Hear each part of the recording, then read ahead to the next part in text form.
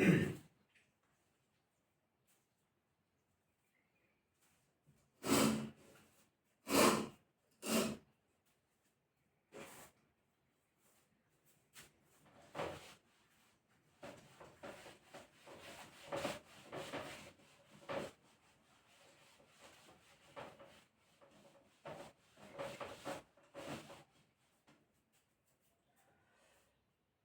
KBM classes में आपका स्वागत है।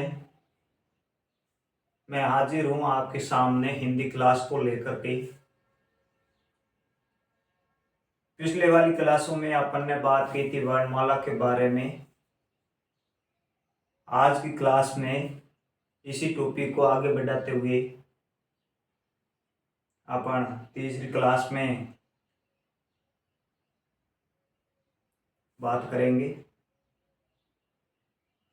मेरी ऑडियो वीडियो सब क्लियर आ रही है, कोई दिक्कत नहीं है।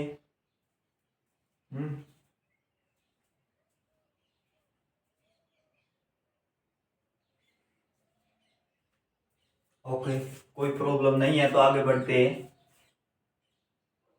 और इससे आगे बात करते हैं।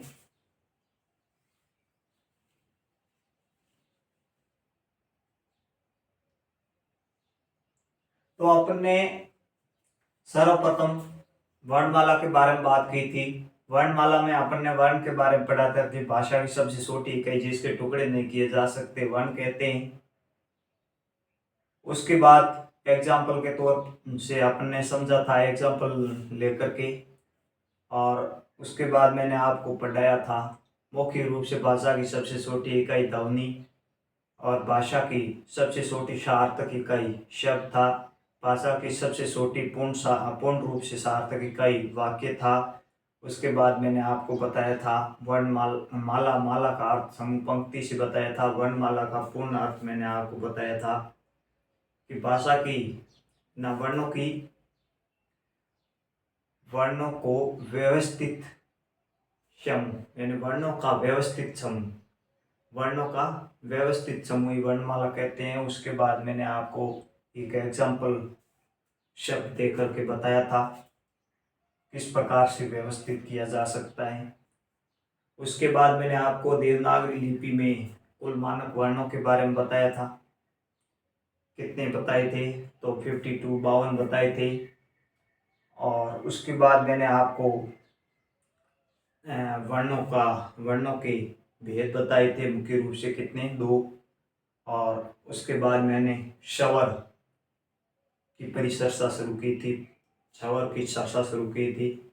और स्वर के बारे में मैंने स्वरों का वर्गीकरण की बात की थी, जिसमें मैंने आपको बताया था सर्वप्रथम उच्चारण के आधार पर स्वर कितने प्रकार के होते हैं। तो मैंने आपको बताया था मुख्य रूप से 4 प्रकार के होते हैं और 2 अन्य होते हैं, कुल 6 प्रकार के होते हैं। उसके बाद मैंने आपको अष्टाकृति के आधार पर बताया था, जिसके मैंने आपको 2 प्रकार बताए थे। आज तीसरी बात करेंगे। तीसरा प्रकार है उत्पत्ति के आधार पर। उत्पत्ति के आधार पर स्वर कितने प्रकार के होते हैं, वहां से आज चर्चा शुरू करते हैं। कौन सा है तीसरा प्रकार? उत्पत्ति के आधार पर स्वर। उत्पत्ति के आधार पर स्वर कितने प्रकार के होते हैं? तो ये 3 प्रकार के होते हैं। कितने प्रकार के? 3 प्रकार। 3 कौन कौन से? तो देखिए, नंबर 1,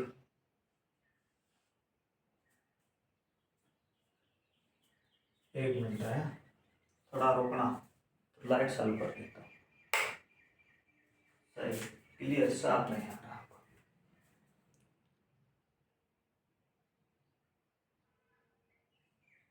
अब सही,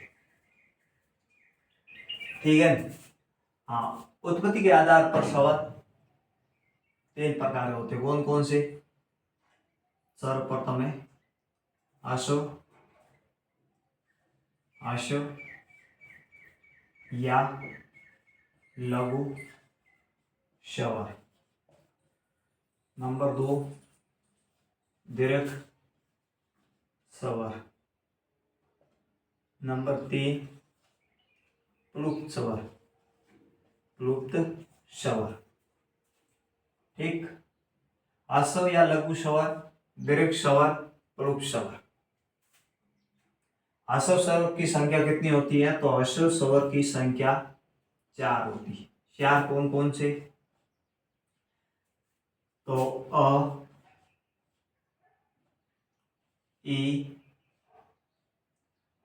ओ और री, ये 4 होते हैं। कितने होते हैं? 4 होते हैं। दीर्घ स्वर की संख्या कितनी होती है? 7 होती है। 7 कौन कौन सी? तो आ,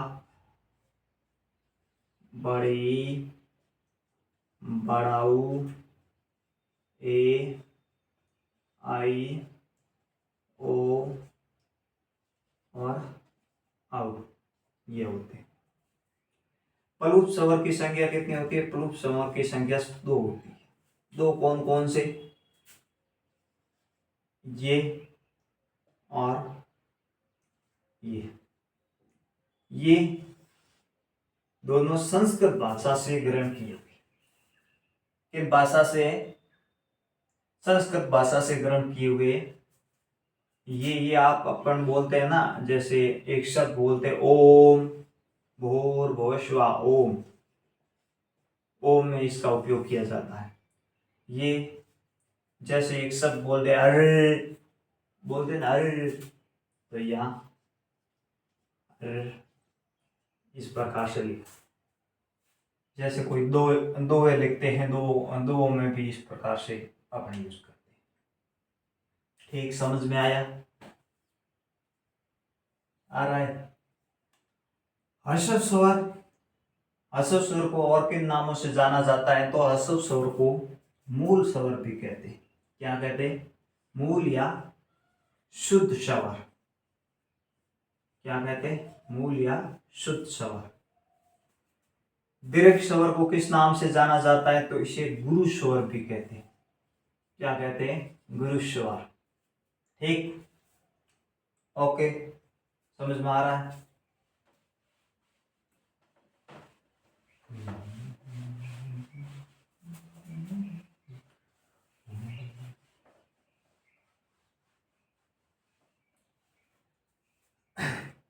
अब दीर्घ स्वर की बात करते हैं। तो दीर्घ स्वर के 2 उपभेद हैं।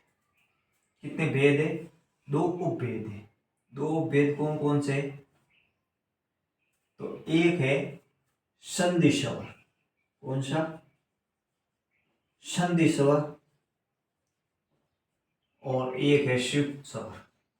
क्या है? संयुक्त स्वर।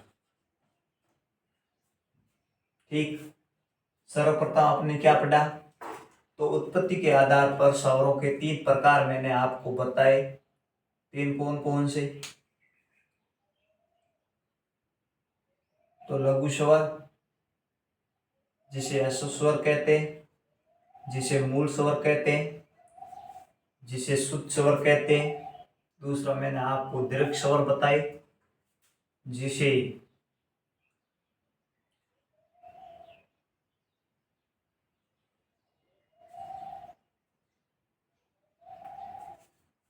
जिसे गुरु स्वर कहते हैं। उसके बाद मैंने आपको प्लुप्त स्वर बताए। ठीक है, अब देखिए, दीर्घ या गुरु स्वर को 2 भागों में बांटा गया। एक संधि स्वर और दूसरा संयुक्त स्वर। संधि स्वर कौन से? संधि स्वर ये शुरुआती 3, ये किस प्रकार के? संधि स्वर है। संधि स्वर कितने? यानी दीर्घ स्वर में संधि स्वर 3 है। कौन कौन से? आ, ई और उ। संधि स्वर की क्या पहचान है? तो संधि स्वर सजातीय स्वर है। कैसे? सजातीय।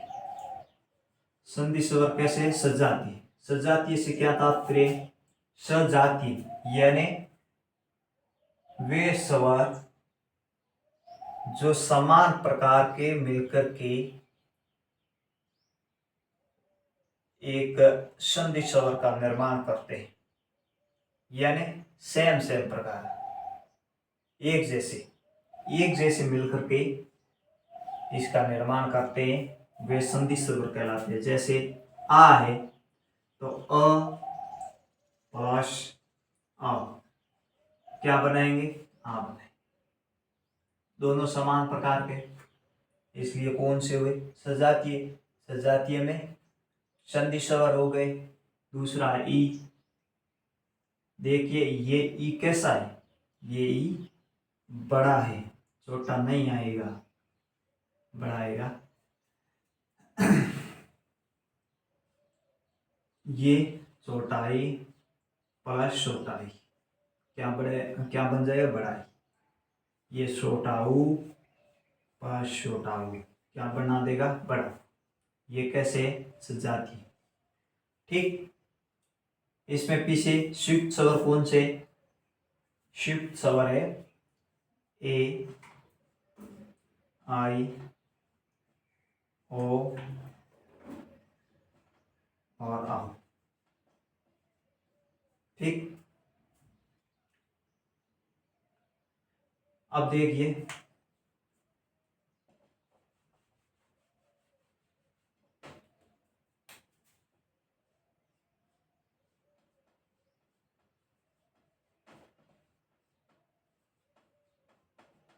दिख रहा है नीचे तक, यहां तक तो दिख रहा है।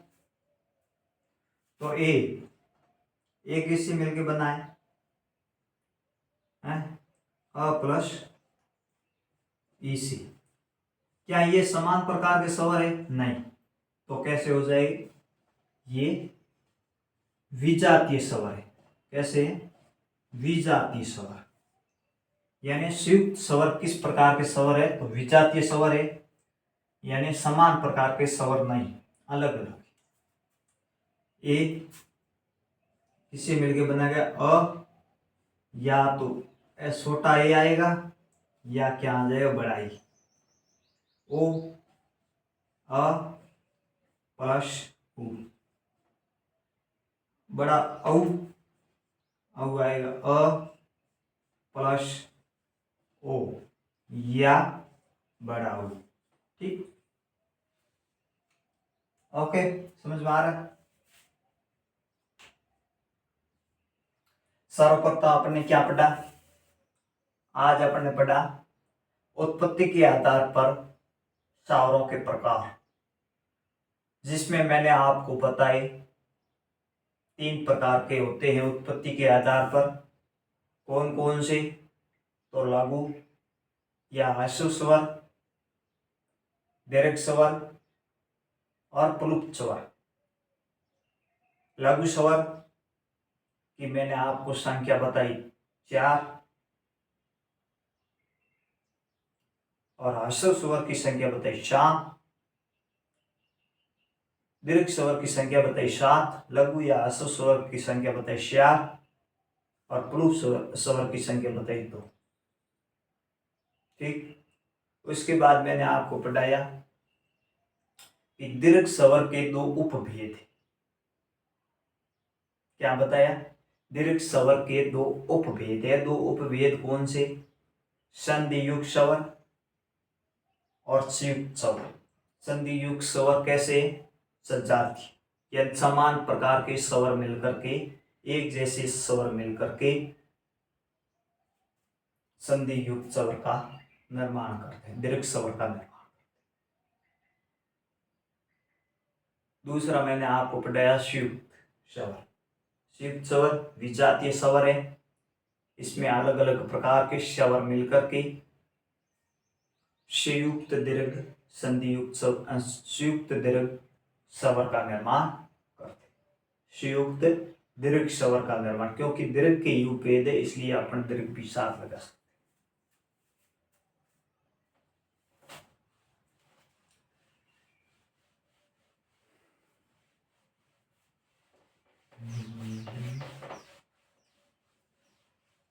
तीन हो गए।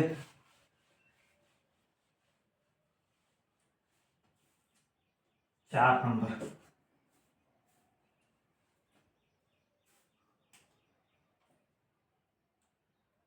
4 नंबर चौथा कौन सा है? 4 नंबर है मुख विवर के आधार पर। किसके आधार पर? मुख विवर के आधार पर। किसके आधार पर? मुख विवर के आधार पर। मुख विवर के आधार पर।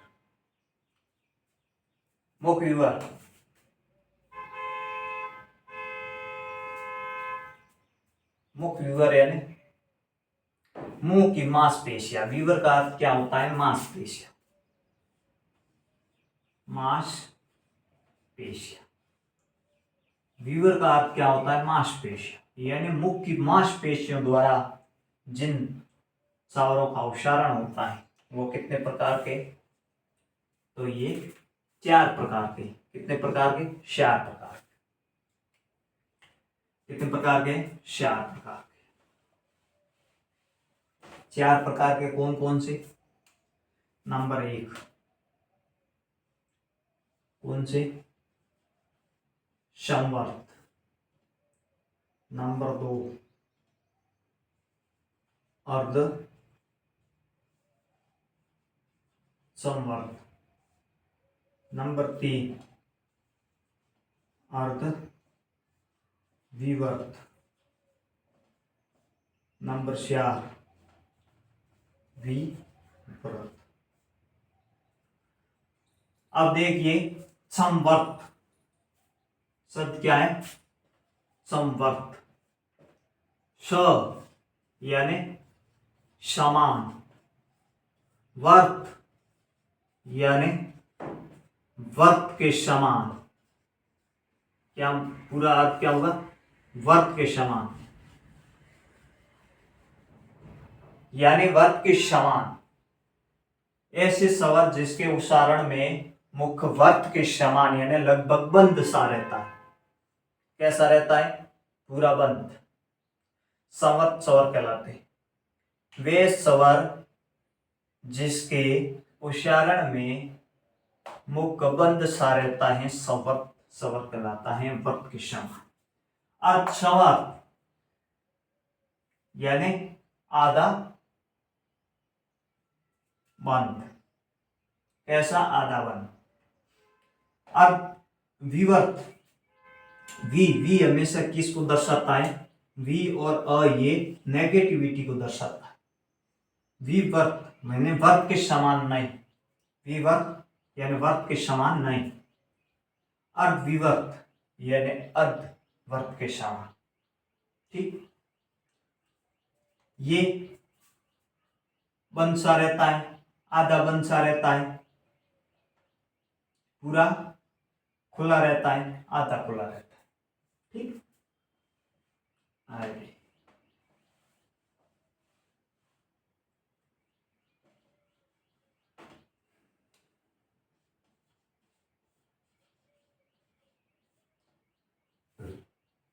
एक इनकी संख्या में आपको एक डायग्राम के माध्यम से समझाऊंगा ताकि आपको लंबे समय तक याद रहे। और इसके साथ में आपको जीवा की सक्रियता के आधार पर भी स्वर साथ में रिलेटिव करके बताऊंगा ताकि आपको याद करने में आसानी हो। अब देखो, एक है जीवा की सक्रियता के आधार पर। किसके? 5 नंबर ऊपर तक दिख रहा है। जीवा की सक्रियता के आधार पर। जीवा की सक्रियता के आधार पर कितने प्रकार के होते हैं? जीवा की सक्रियता के आधार पर, तो जीवा की सक्रियता के आधार पर 3 प्रकार के होते हैं। ठीक है, जीवा की सक्रियता के आधार पर 3 प्रकार के होते हैं।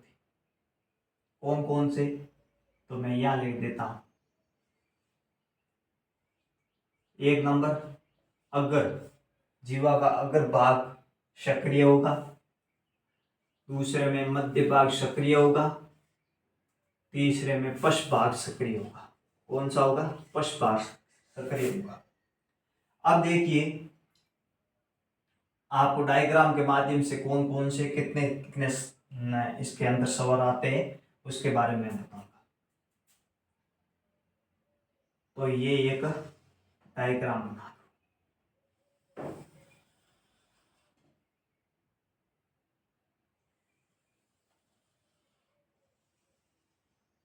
ये क्या बना दो, डायग्राम।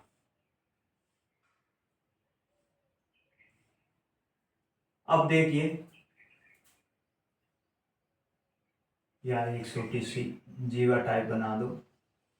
कहाँ तक, यहाँ तक।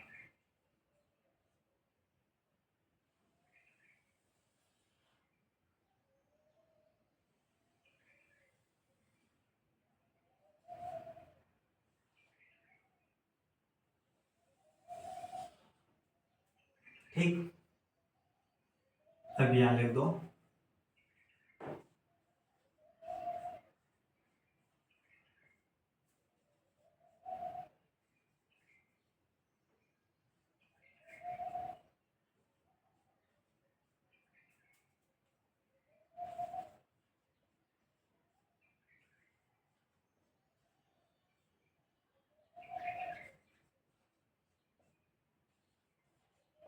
अब देखो, याद करना इतना आसान है कि इस प्रकार का आपको डायग्राम याद रखना है। क्या लिखना है, मुख्य विवर वाले यहाँ लिख देना संवर, अर्धसंवर, अर्धविवर, विवर। इसी प्रकार से लिखना है, इसी क्रम में याद रखना है, दिमाग में सेट रखना है। और यहाँ जीवा की सक्रियता के आधार वाले यहाँ लिख देने अग्र, मध्य, पश्चिम। ठीक, उसके बाद आपको क्या करना है कि यहाँ लिखना है ए ई री, उ, ए आई, ओ औ, और अ यहाँ लिख दो, आ यहाँ लिख दो। ठीक, ये पूरा डायग्राम आपको सेट रखना है। इस डायग्राम से इन दोनों के स्वरों की संख्या, वो कौन कौन से स्वर है उसके बारे में आपको याद हो जाएगा। देखिए, अब स्वर पूछे, स्वर स्वर कौन कौन से, तो आपको बताना ई री, उ।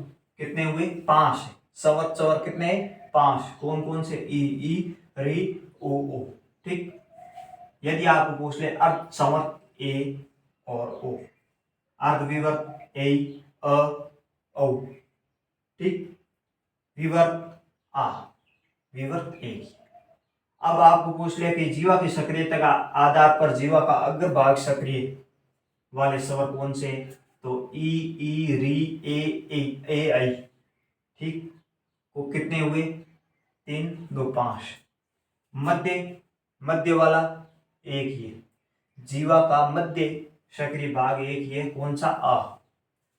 और उसके बाद पस, उ, ओ, औ, आ। ठीक, पस, जीवा का पस सक्रिय भाग वाला स्वर कौन से, तो ये याद एक डायग्राम रखना है। और जीवा वाले और मुख्य विवर वाले दोनों आपके क्लियर हो जाएंगे। ठीक, एक ये डायग्राम याद रख लेना।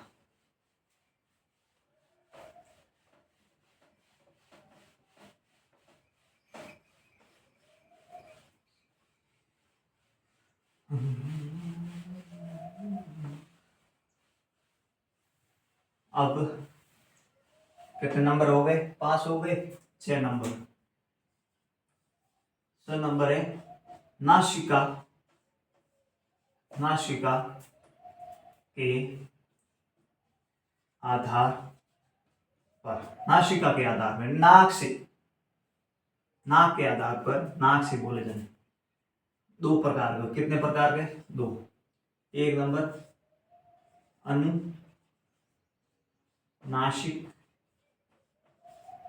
2 नंबर निरानुनासिक। अनुनासिक और निरानुनासिक, अनुनासिक और निरानुनासिक। अनुनासिक, अनुनासिक वे होते हैं जो नाक, ध्वनि नाक से, इसके ऊपर क्या लगा होता है, इसके ऊपर अनुस्वार क्या लगा होता है, अनुस्वार लगा होता है। इन स्वरों के ऊपर अनुस्वार लगा होता है, जैसे अ ऊपर अनुस्वार, ई ऊपर अनुस्वार, ओ ऊपर अनुस्वार, इन स्वरों के ऊपर अनुस्वार, अनुस्वार यानी अनुस्वार, अनुस्वार नहीं होता है। क्या होता है? अनुस्वार नहीं होता है। जैसे क, अ, ई, जो भी अनुस्वार नहीं होता है। ठीक। नासिका के आधार पर दो प्रकार के होते हैं, अनुनासिक, निरनुनासिक। अनुनासिक में अनुस्वार होता है, निरनुनासिक में अनुस्वार नहीं होता है। ये अनुस्वार, अनुस्वार ये वाला अनुस्वार ऊपर होता नहीं, ये अनुस्वार। ठीक, आज के लिए इतना ही। ओके।